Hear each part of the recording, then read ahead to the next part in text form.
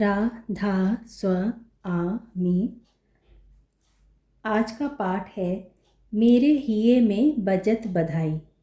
ये प्रेम भानी भाग 3 से लिया गया है। सबसे पहले हम देखते हैं कि ये पाठ कहाँ से, कौन से सप्तक से शुरू हो रहा है। ये मध्य सप्तक है।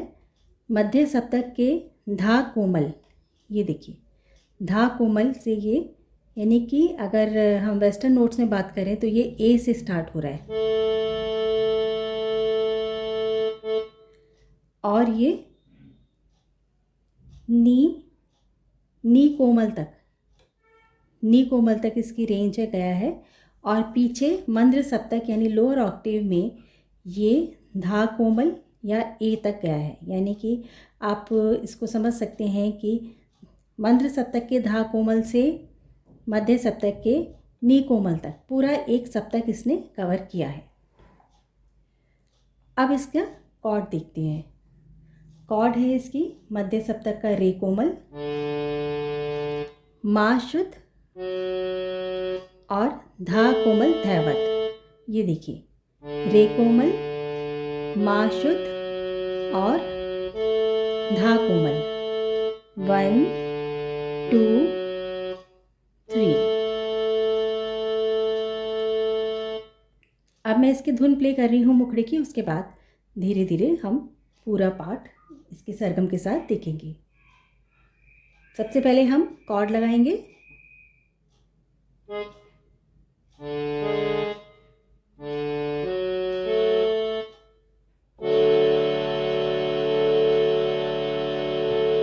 अब धा कोमल से शुरू हो रहा है, तो ये देखिए रे कोमल और मा से मैंने अपनी फिंगर हटा दी है। धा कोमल पर मेरी फिंगर है। मेरे हिये में बजत बधाई, हो बजत बधाई, संत संग पाया रे, संत संग पाया रे। ये मैंने अभी भी बड़ा स्लो प्ले किया है कि आप लोगों को स्टार्टिंग में ही समझ में आ जाए। अब इसको मैं फिर से प्ले कर रही हूँ। ये था हमारा मुखड़ा, कॉर्ड के साथ ही फिर से कर रही हूँ। रे कोमल, मा शुद्ध और धा कोमल, तीनों स्वर एक साथ।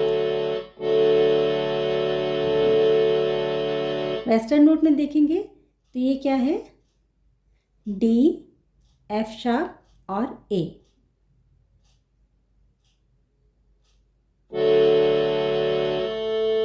मेरे हिये में बजत बधाई, हो बजत बधाई, संत संग पाया रे।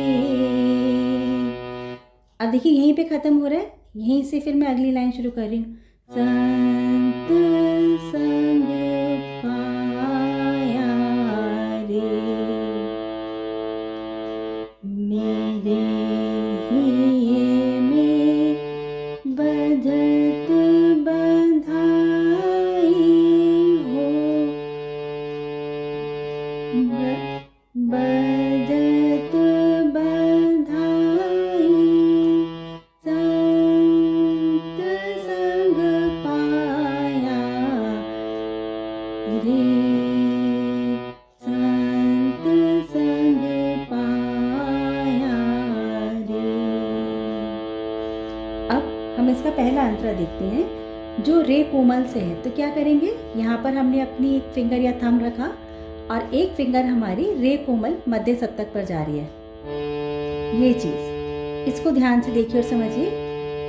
खत्म हमारा यहाँ पर हुआ मुखड़े का आखिरी स्वर, ये है मंद्र सप्तक या लोअर ऑक्टेव, धा कोमल धैवत या ए।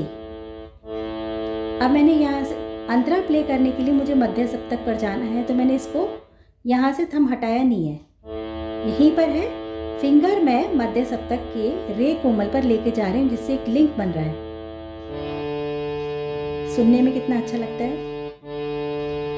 ढूंढ फिरे जग में बहुत तेरा, बहु तेरा, इसमें कई स्वर लगे, दोबारा मैं प्ले कर रही हूँ। बहु तेरा।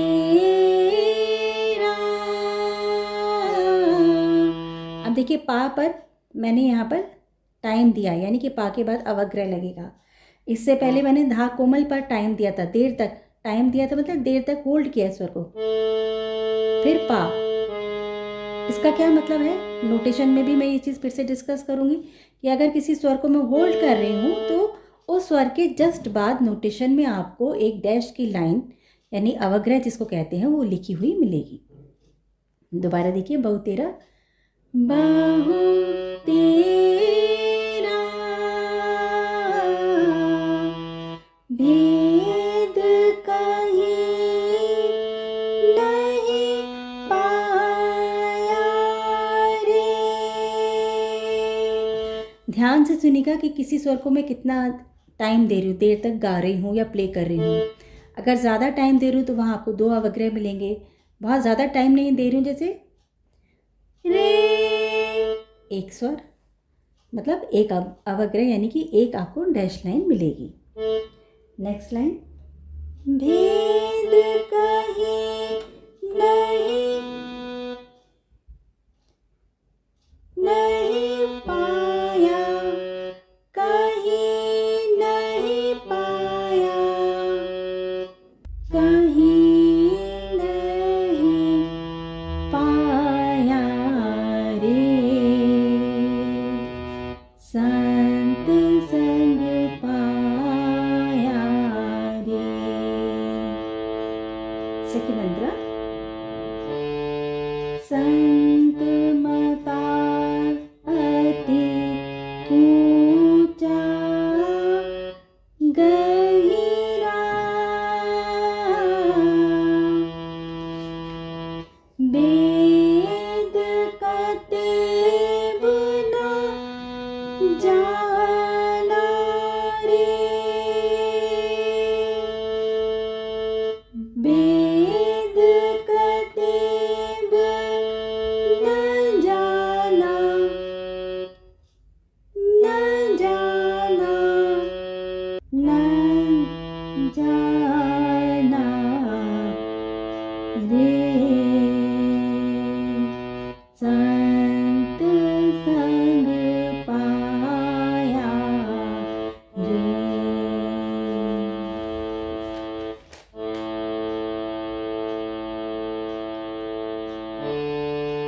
बड़ भागी कोई बिरले प्रेमी, तिनको मरम जनाया रे,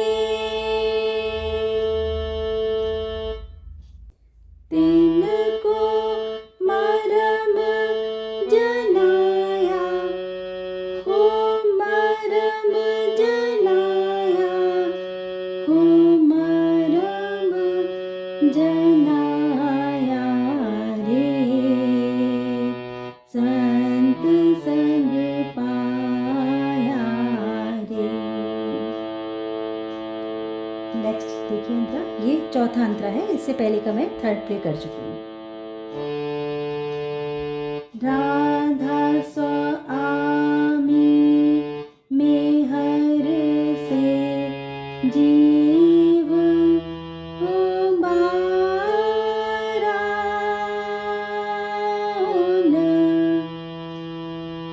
महिमा अगम अपारा रे, उन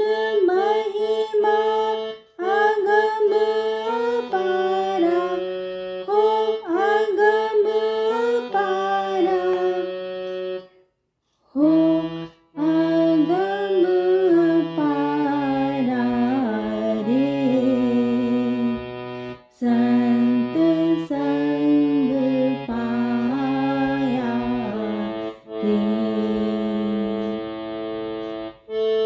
मेरे ही में बजत बधाई ओ बजत बधाई, संत संग पाया रे, संत संग पाया रे, संत संग पाया रे।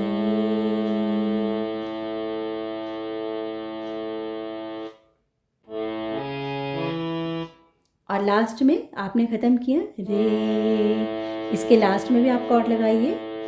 ये रे, ये आपका धा कोमल मंद्र सप्तक, मध्य सप्तक का सा, और गा कोमल मध्य सप्तक। पा आपने ख़त्म किया जैसे पाया रे। इसकी एंडिंग भी देखिए कितनी अच्छी लग रही है अगर आप कॉर्ड यूज़ करते। तो इस तरह से ये पार्ट हमारा यहाँ कंप्लीट होता है। इसके नोटेशन हम आगे डिस्कस करेंगे।